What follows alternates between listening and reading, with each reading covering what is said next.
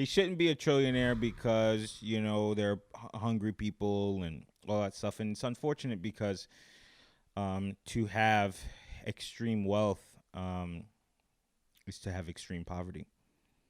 One has to exist in order for the other to exist. And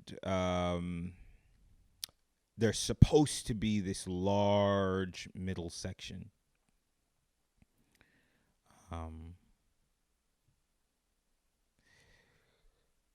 How I feel about it and how I think about it, I think are two different things. When I think about Amazon not making a profit for 14 years, when I think about a guy who said, "Yo, I'm going to sell books," and to consistently change their business model and be smart enough to lead. And the next thing I want to talk about is being a leader and what that means, and being adaptive enough to stick it through to the point where cities and states are bidding to have your company open up a factory or warehouse there, because it will mean such economic growth in that location.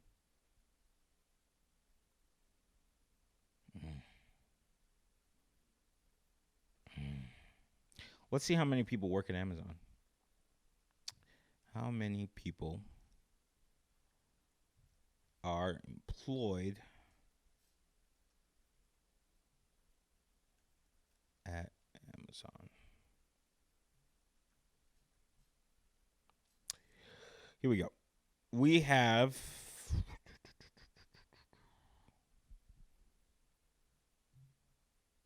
2019, they have 798,000 employees.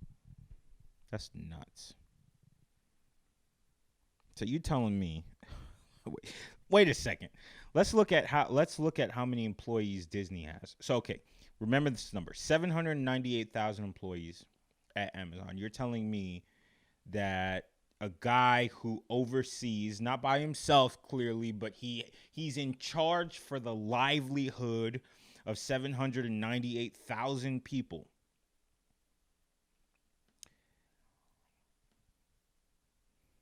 Again, I'm not talking about the sweatshops and all the morally wrong things.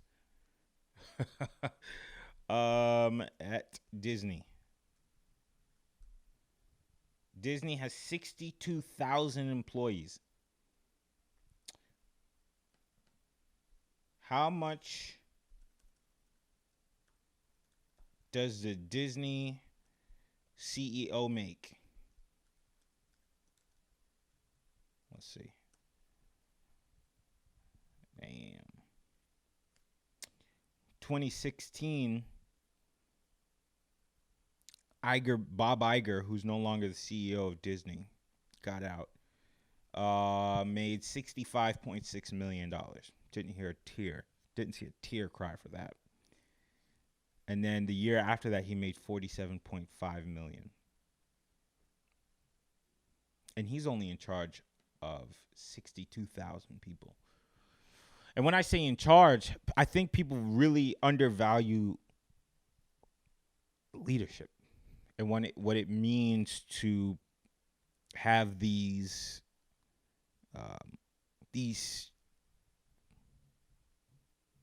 positions and these lives and these and the tasks in their hands. I think people undervalue that. So this guy is overseeing almost 800,000 people, responsible for.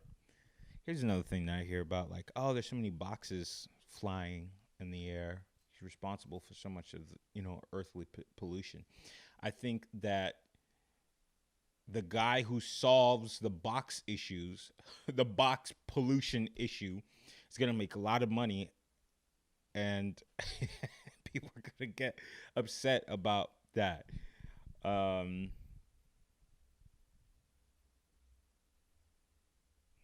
I should get into the box pollution solving game.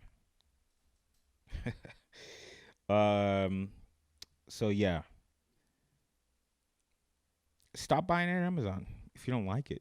If you feel morally stuck about the fact that this guy is making so much money because he's solved a problem. And I understand the small business side, took out all these small businesses, but the world, the way that I justify that is that the world does adapt. With new technology, old things go. Brick and mortars go. Nothing lasts forever. That's just the way I see it. Though it is sad that, hey, I created this, but think about Commodore computer. Founded in 1954 and then defunct in 1994. Guess who took over that? Apple, biggest competitor. So many people working there lost their job. The company went out of business, and people are so fake angry because when companies go out of business, people are sad. But then when companies are thriving, people are upset. So you can't really please anybody. So that's how I feel about the whole Jeff Bezos going to be a trillionaire thing. Morally, how do I feel? I use Amazon twice a year. So he solved the problem for me.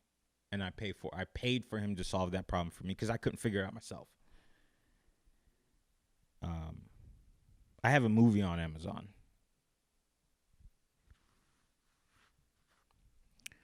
I've made money from being on Amazon.